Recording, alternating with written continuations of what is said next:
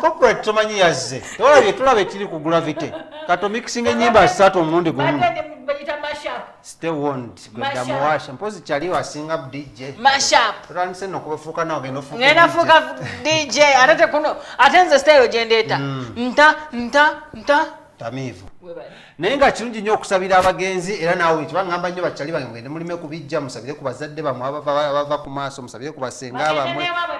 zibafuweko so Zubairi family okuyita mwami Seru kumumye omu kwa top directors bagenda kwa bagenda kuba organizing team egenda okubanga organizing ate okusabira omugenzi Vinlagu n'omulala omwami gwayegedde abava ku maaso wali mu kibiina kya Zubairi family omwaka ogwo gwedete gwali mwangu eri ekibiina kino kyaki Zubairi family so twongere okusabira emyoyo gy'abagenzi omukama agiramuze kisa naye namwe abaana bamulekwa be batulekera temutufuukira buzibu tugende mu maaso oyo yaani bamuyita omukulu Daudi was that called for yes okay bamulekwa temutufuukira buzibu munnange anti mbadde ndi mu kuyimba Katonda wabana kuteebaka Katonda wabana kuteebaka kati omwami oyo Daudi Mugema yayimba oluyimba olwo abawankima era abamukulu wa kika erinnya lyayina anti erinnya lyayina abamukulu wa kika anti nange ndi wankima era nga mu Lunyankole bankyende ekyo ekigambo kyemanyiyo mu Lunyankole erinnya eryab'enkima gwani Mugema ng'olabye n'obukuluma ndabye nabo bwatandika ddi abadde buno maze nabo kati emyaka gigende kwereena obale bansi b'ekireka siddangamu kutereera sajja kireka awo bannenyesa mu baafu baafu yalimu amazzi nga aga bulijjo naye bwe nagalinyamu nalinga alinnye ku misumaali kuva olwo saddamu kufuna mirembe mbonyebonyi n'obulamu buno okuva olwo bansiba mpaka kati siina ddagala lyesikozesezza nagenda e Mulago Cancer Institute okuva 2020 ne banteekako kemo bantaddeko kemo ezesikyajjukira cycles kubanga bansalirako 6 okumala emirundi nga 10 nze namalako nebbanga nga nyambala nkoofiira kubanga kemo amalako enviiri zonna naye mpaka waliwo era omusawo ali mulagaawo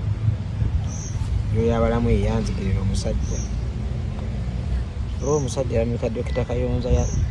kulaba nti kino kyabukanako ne ku vidiyo nga bwe badde naye ne treatment just ya wiiki bbiri naye nga kiri mukijjabidde emyaka 3 era omusajja ono wahabo banki bana bangamba nyina kansa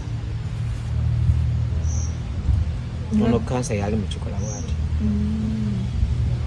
chemicals zize banteekako zandetera kansa mukulu gonna mafu igira ebirayiti bifaanana bwe biti ebyakemu nabigezaako emyaka 3 era musawo yennyini naŋŋamba nti ate kemu bw'omususaayo kyekibumba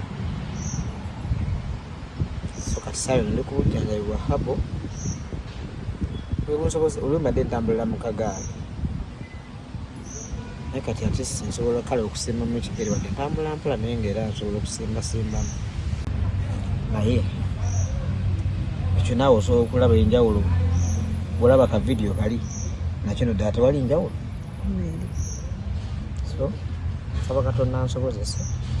saagala kwegumya wadde neegumiza ebbanga lyonna kuba nze mbadde sevanga mawulire ku kibagamba nti ndi mulwadde era mbadde nsafalinga n'obulamu bwange ne bakwano bange abamanyiiko abatono naye kituufu ntendewaliddwa nti nga bweyogedde embeera kati ekyokulya tekyandibadde kizibu kubanga omulamu tabulwa kyagulya naye zino sente za kashi ez'eddwaliro ezibaddeko ekizibu nebaza emikwano egimbeereddewo mwami Kenzo abadde abeera atambula nange David Lutalo abadde atambula nange Dokita Kwefulukuta ne mwami Lowa Pakalasiti tubaniriza mu katundu mwe tusinga okubeera nga tulebulira ebigendera ddala mu maaso mu ggwanga lya Uganda n'otuba twewombeese kitegeeza amawulire ga ssanyu si masanyu the dead are not dead family discuss family Tumatulyawo Gravity Omtujju muno mwagenda ne yesudia ne yesungusula ne yesuula akazole ne yakolakola bu animal n'abumalayo Allah family y'omugenzi ka Paul Cafe Prince Job Paul Kafeero Kesaga tuvako mu mwaka gwa 2007 musanvu kanabe tobala abalamu yogera bwogezi kubanga soswale tobala abalamu togamba tinatula P7 totandika tusobola kujukira kyemmanyi 2007 nalinga mu top P1 top awo nalinga mu top chokoze ekyo si kisomu chokoze tosaye Kampala road kubanga chokoze ogaseko ne Namirembe road n'omusawo kubanga natula P7 214 218 nentuula senior 4 awo nembivaako ebyokusoma era nange bampita skulu drop out kati mma bannange kubanga kati gwe ekyokola si kirungi n'akatungi n'akamu kati munnange famire ya mwana y'omukulu omugenzi tuva ku maaso one of the greatest mu bayimbi be Uganda Prince Job Kafeera mutabani we yavuddeyo n'ayisa ekiwandiiko namutayika kye bayita kiroba kuntumye kyabadde kiro yakifulumiza ekire kyakisa olunaku lwaleero ng'ayogera ku luyimba lwa Gravity lwe yakola ki lwe yaddamu lwawalumba ezaaya n'agamba mbu no Gravity should not even at any one point compare himself to Principal kimwe kiri why yagambye because Bobby Wine paid yabatuukira mu buntu ate n'abawane mu high school yabalabirira high school naye Gravity oluvannyuma lw'okusaba oluyimba bamuleka n'alukozesa ate nga tebamugyeko kosti yadde kyokka ate ye n'ateekamu n'eddoboozi ly'omugenzi kyokka ye n'aluzannyiramu wulira n'akozesa eddoboozi n'ekifaananyi n'ekifaananyi ky'omugenzi nakyo n'akiteekako ne bakola ki era agambye becoming a public nuisance is so what so that one producers ayo post antu bagisome bulungi olwa nakubidde Sendik Media agambye producers ayo post bagambye becoming a public nuisance is so shaming. Years ago when I met this Gravity Omtujju guy, I saw a real humble struggling youth wanting to make way in life, so we let him go away with redoing our father's Walumbezaya, long living it without question or even pay at all. As time flies, you the public gave him all your attention till he became a shame. Bobby Wine redid the Nipo Nazigala song and even took the initiative to look for us and paid during our struggling days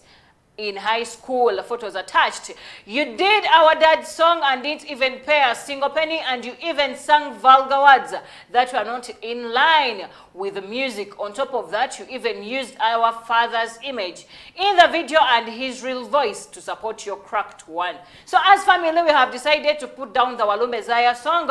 You redid. Kachenjagala okugamba mutabani wa Kafeera atulekemu kubawonyaawo atuveeko lwaki mu bbanga lyonna tugambe kale Gravity luyimba no yaluddamu ddi Walumbezaya luwezezza emyaka 10 nga yaluzeemu kati lwaki yalabye kuvaayo ssaawa zino omanyi waliwo abantu owulidde bw'atandise becoming a public nuisance yakakiraba ku nnyimba zonna zayimbye nga zirimu obuwemu olowooza ekyobuwemu kyekitrigalinze nze ngamba bino ebyazimanya zimbe egundi ululu bye byaviiriddeko omuvubuka oyo naye ayagala relevance era ayagala tumwogereko ontegedde bunnyo that's why yakozeseza opportunity eno saawa zino eyo ndowoozayo and then kuwa ndowooza yange era stand on it so ngenda mugamba yeewummuzeeko let him lie low like an envelope. Let him get a seat and drink. Sometimes asooka amalize amalize ensonga za famire ye ebyobugagga bya taata we akwata agende waliwo sisita waabwe gwe mmanyi gwe beewakana abaana be bagoba nti si baana baki ba Paulo Kafeera babawe ku bintu kuba naye yennyininyini alina omulugube oyo omuvubuka oyo yakoze post ye mumanyi bulungi. You know that young man actually yagezaako n'okuyimba ne bimulema n'agezaako n'owandiikira abamu kadonkamu era ne bigaana n'agezaako okukola ekibiina ne bimulema kati now is bringing his younger man nedda younger man Lairo vamu enjovu ebbiri wezirwanira busubi bwe bulugwa saagala olugwemu leka enjovu ebbiri zikole ki zirwane byazo. Don't come out to utilize the opportunity because we've tried to alwana entale zitamukwatako tetwagala otubuuliremu nosima mwalumwa mutima yogera akasemba